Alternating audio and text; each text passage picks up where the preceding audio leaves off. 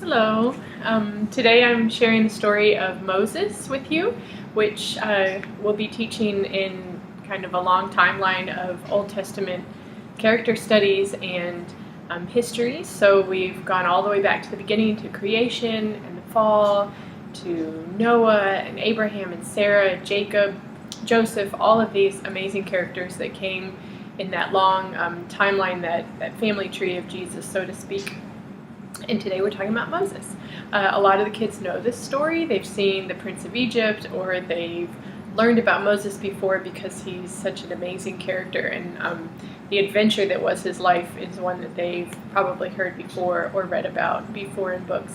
So there may be some input that they want to share, ideas and kind of anecdotes that they want to throw in, and I would encourage you to recommend that they save those for feast time and say this is a time for listening to the story, and we'll have plenty of time for wondering and questions, but this is a time for listening, and later it will be a time for talking. I would definitely, particularly with this story, recommend trying to hold the conversation so that you can get through the whole story, because it's also a very long story, and if you have too many interruptions, it's just hard to keep it going and fit it all in.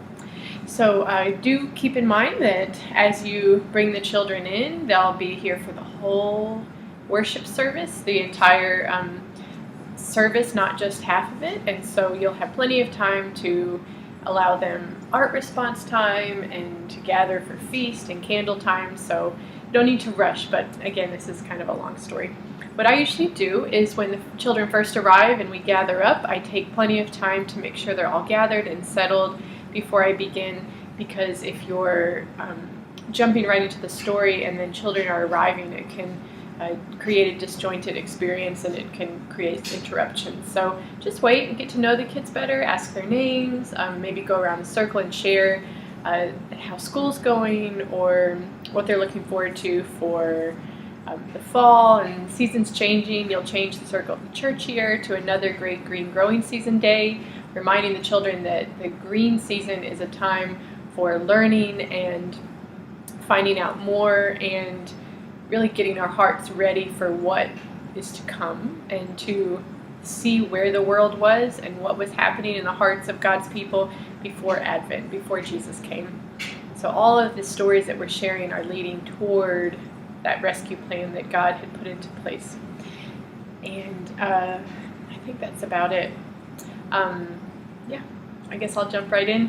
And okay, thanks. Here we go.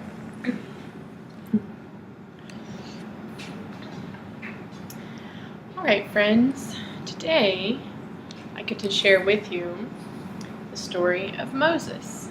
A lot of you know who Moses is. A lot of you have seen movies or cartoons or read stories about Moses before. But the story that I'm sharing took place a long, long, long time ago.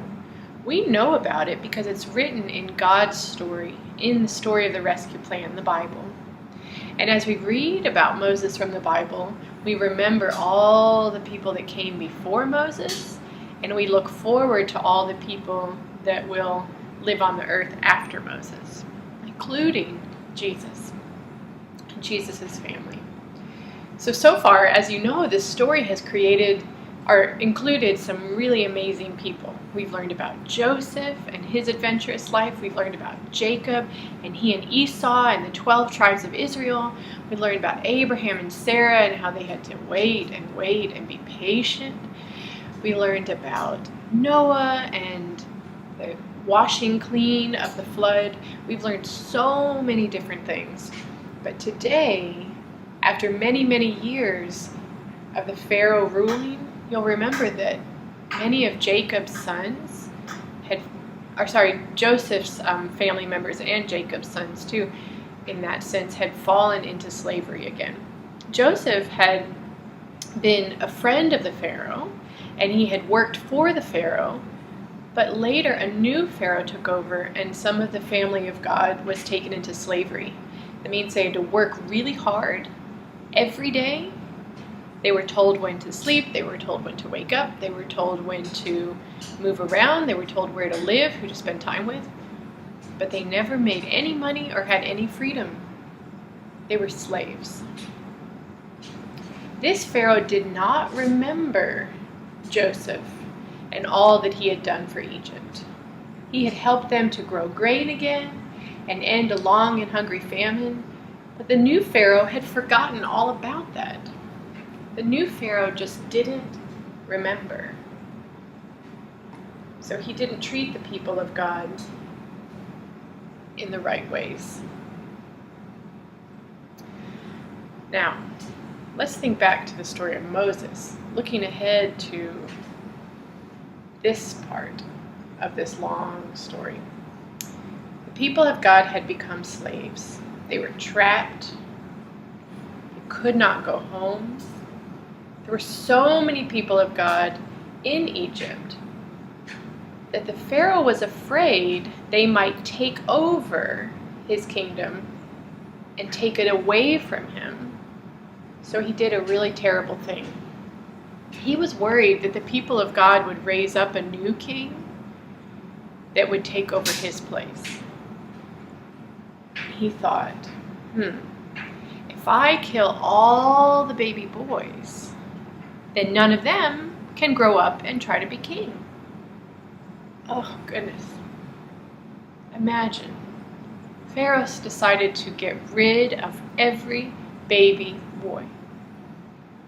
Every one. The mothers in Egypt were very upset about this terrible, horrible law. All of the mothers were worried and afraid. They held their babies close. They worried, they fretted, they wondered what would happen. Well, there was one mother who got a basket. She took her baby. She rocked him one last time. She placed him in the basket, safe and sound.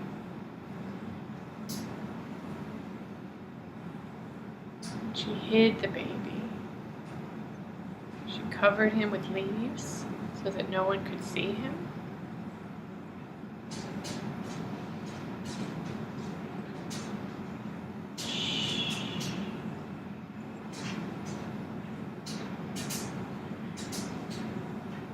She put the basket in a hidden place, hoping, praying that somebody would find the baby.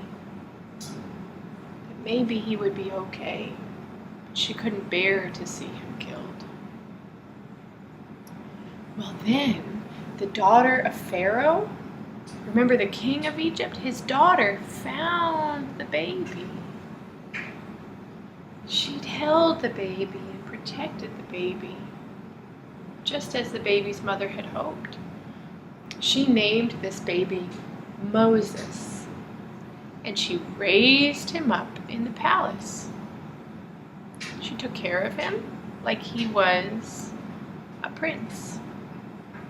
She protected him, gave him food and clothes and a place to sleep, all that he needed, just like a prince. He grew up and he grew up and he grew up, and one day he was a young man. Well, when he was a young man, he got so angry one day because he saw an Egyptian beating up one of the people of God. They were wrestling and fighting and hurting. And Moses got so angry when he saw it happen, because even though he'd been raised as an Egyptian in the palace, deep in his heart, he was still a person of God. So when he saw the Egyptian and the person of God fighting, he got so mad. And then he killed the person of God.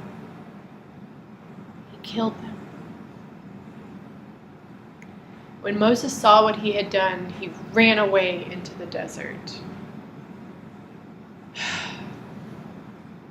He had done this thing.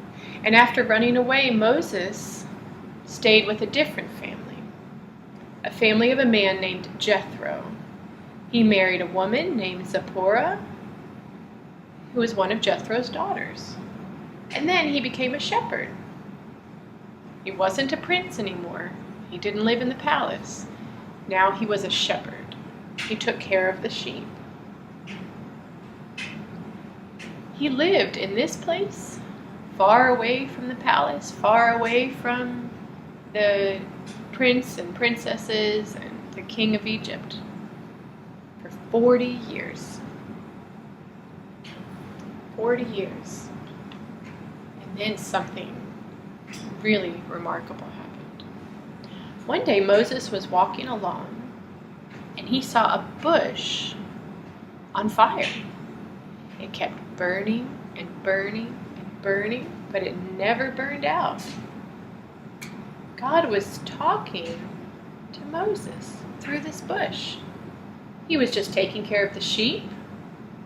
He took them up to the mountain of God, which is also called Mount Sinai.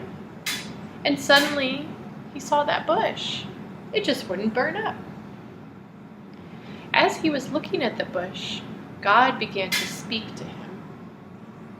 God began to speak to Moses through this startling thing. He told Moses that the cries of the people of God in Egypt, the cries of the people of God that were still rising up from that place, the slavery and the hurt of the people of God, they had been heard. And Moses had a new job. Moses was going to go and set the people free.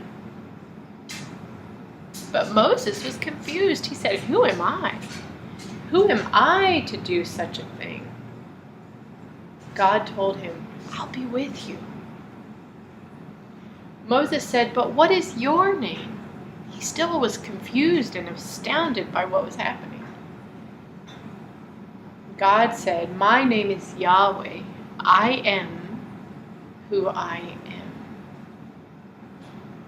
am." Moses said, "But can't you send someone else? Does it have to be me?" God said, "Aaron, your brother, he'll go with you, and he will speak for you." Some people think that maybe Moses had a hard time speaking when he got nervous. Maybe he stuttered, or maybe he just didn't know how to find the right words. So God sent a partner to help him, so Aaron and Moses could go together. So Moses began. First, he went down to Egypt to tell Pharaoh to let God's people go. He said, "Let them go. God told me to tell you it's time to let the slaves free." But the Pharaoh said, "No." So Moses went many times to Pharaoh again and again and again to tell him to let God's people go. And many times Pharaoh said, "No." Well, terrible things began to happen in the land of Egypt. But still, the Pharaoh said no. And more and more and more terrible things happened. And soon, after a long time of waiting and trying, the Pharaoh finally said, "Yes." Yes. Imagine after all that waiting to finally hear the word yes. Well, now it's time for God's people to go, at last. But there's a big river in the way, a big sea in the way. So God helped Moses lead the people out of Egypt through the waters of freedom. You might know this part of the story. Through the waters of freedom,